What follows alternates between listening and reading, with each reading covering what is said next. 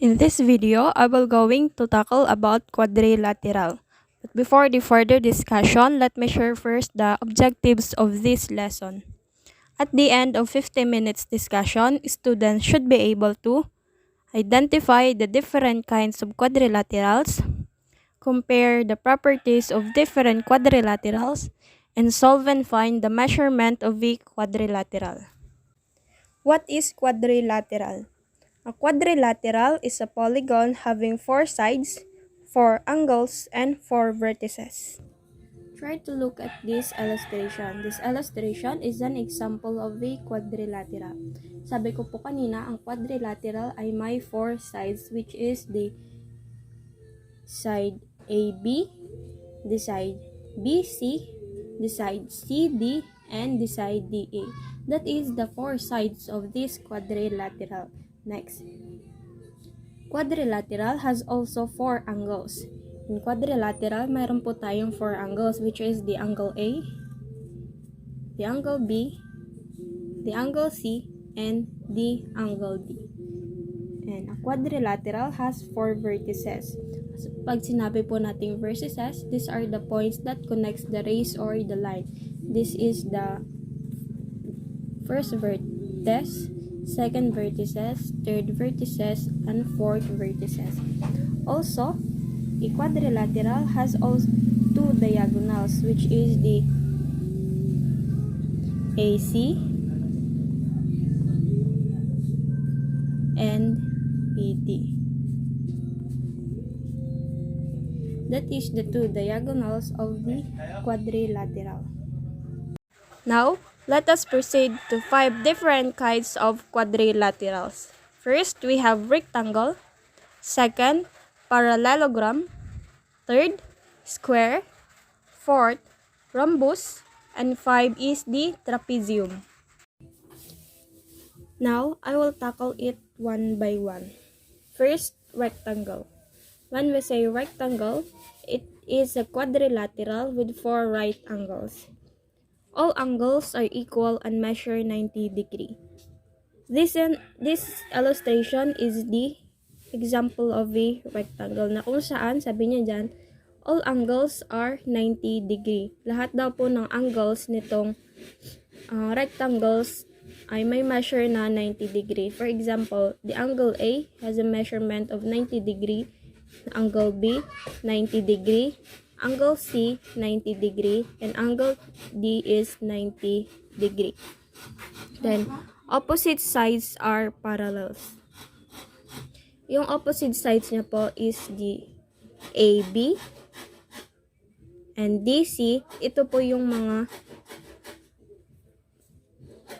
parallel lines. When I say parallel lines, ito po yung mga lines na hindi nag-i-intersect or hindi nagmi-meet. And also, we have the line AD and BC. Ganun din po sila. Hindi po sila, they are parallel dahil hindi po sila nag-i-intersect or nagmi-meet. Also, opposite sides are equal. Sabi niya dyan, si line AB and si line DC, sila po yung dalawang lines na may parehong measurement. And si AD and si BC, ganun din po, pareho po silang dalawa na measurement.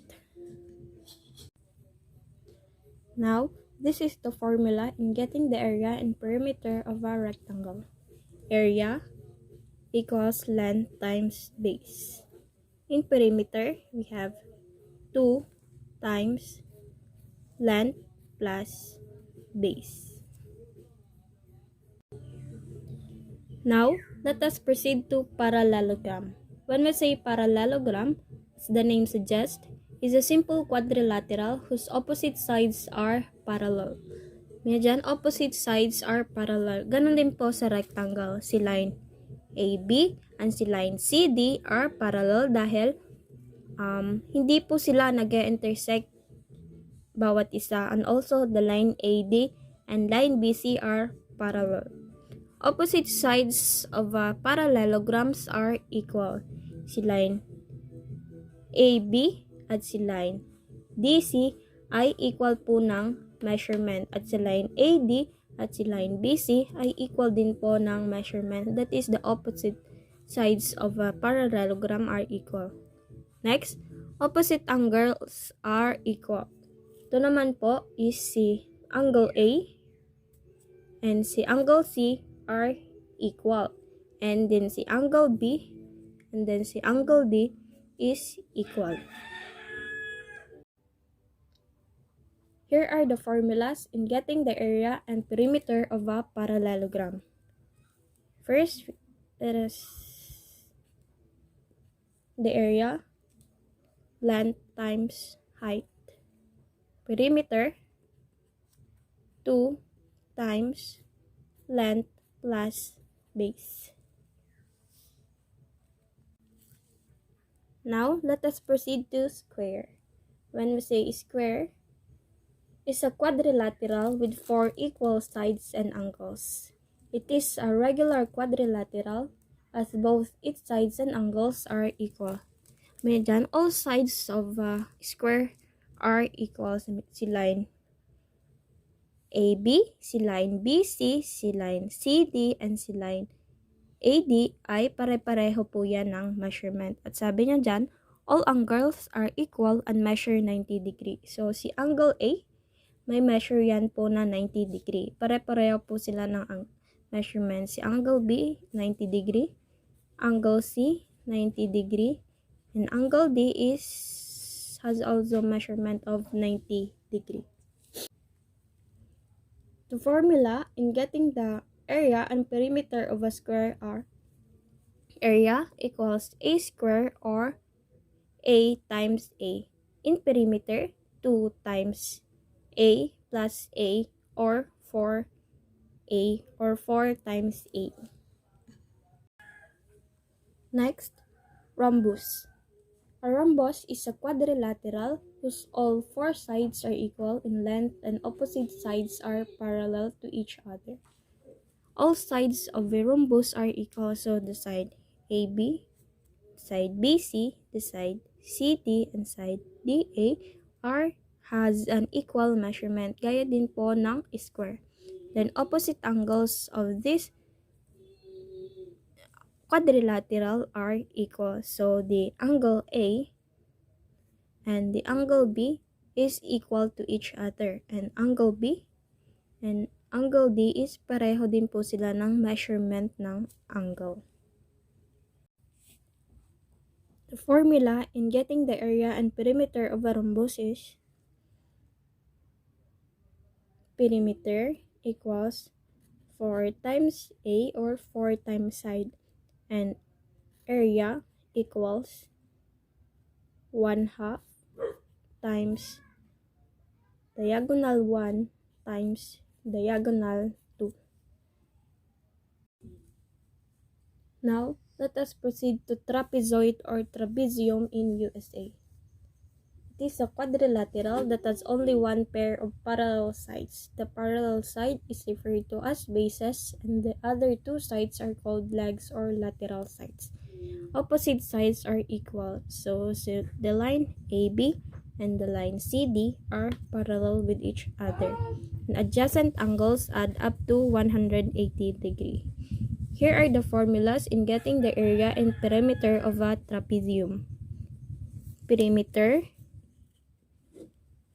equals the sum of all length of all the sides. So the line AB plus the line BC plus the line CD and the line DA.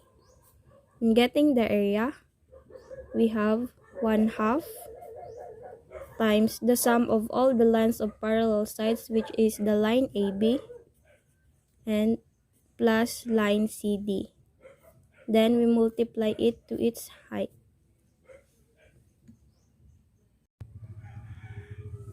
Let's try to solve problems. For the first problem, Adam wants to build a fence around his rectangular garden of length of 10 meters and width of 15 meters. How many meters of the fence he should buy to fence the entire garden? So, the length of the rectangular garden is 10 meter, length is 10 meter, and its width is 15 meters. We are going to use the formula in getting the perimeter because it is rectangular garden.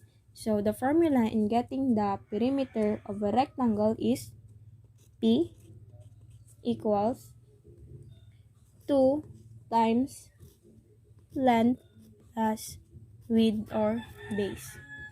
So let's substitute 2 times the length is 10 plus the width is 15.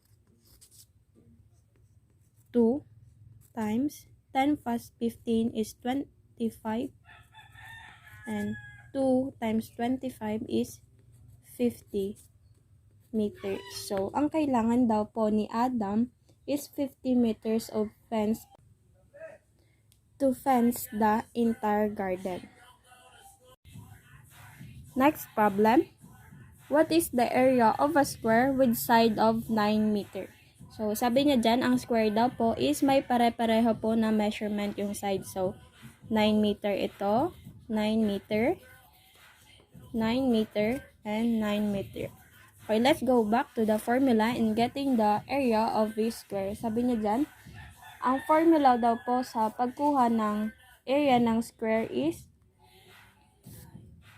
area equals a square or a times a. So, ang measurement daw po ng bawat sides nitong square nito is 9 meters. So, we are going to multiply it 9 times 9.